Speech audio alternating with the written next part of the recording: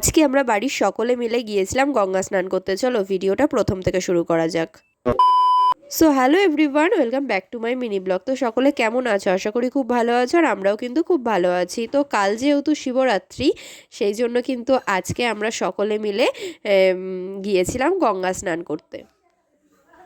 তো ভিডিওটা কিন্তু আমি আপলোড করছি শিবরাত্রির দিনই। তো সকলে শিবরাত্রিটা খুব ভালো করে কাটিও, আর কারা কারা পুজো করছো অবশ্যই কিন্তু কমেন্ট করে জানিও। এদিকে দেখো আমরা কিন্তু সকলে মিলে রেডি হয়ে গেছি, আর এদিকে আমি আমার দাদুকে টাটা দিয়ে গঙ্গা স্নানের জন্য বেরিয়ে পড়ছি। আর আমার দাদু আর বাবা বাদ দিয়ে কিন্তু আমরা সকলে গিয়েছিলাম। এদিকে দেখো আমার ঠাকুমা কতগুলো জার নিয়েছে গঙ্গা জল আনার জন্য, আর সামনে রয়েছে হচ্ছে আমার দিদি, তারপরে রয়েছে ভাই, আর এদিকে তো মৌও এসেছে শিবরাত্রি করার জন্য। তারপরে কিন্তু আমরা সকলে মিলে রাস্তা থেকে টোটো নিয়ে নিয়েছি। যেহেতু আমাদের বাড়ির থেকে গঙ্গা কিন্তু বেশিক্ষণ সময় লাগে না, ওই 15 মিনিট মতন টাইম লাগে।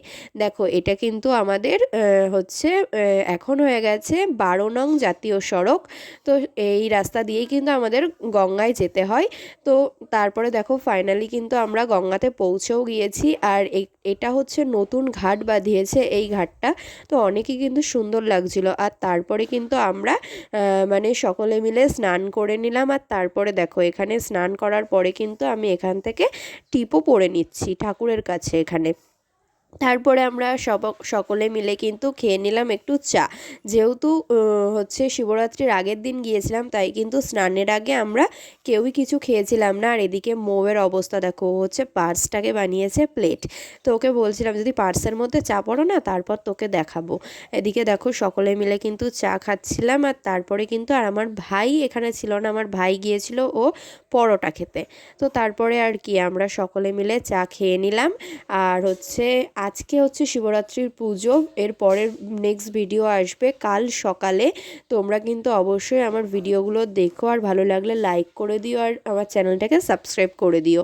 তো তারপরে দেখো এখানে কিন্তু আমি সকলের ভিডিও করে দিলাম। তারপরে কিন্তু আমি মৌকে বলছিলাম যে যেহেতু তোর ভিডিওগুলো আমি করে দিলাম, তাহলে এখন আমি চা খাচ্ছি, এবার কিন্তু তুই আমার ভিডিওটা করে দে।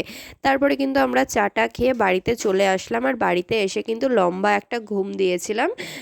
তারপরে দেখো ঘুম থেকে উঠে পড়ে এখন হচ্ছে দুপুরের খাবার খাওয়ার সময় হয়ে গেছে। আর আজকে যেহেতু সংযম, তাই জন্য কিন্তু আমরা কেউই দুপুরে ভাত খাইনি, খেয়েছিলাম রুটি, বেগুন ভাজা, আর হচ্ছে সাথে ছিল বাঁধাকপি।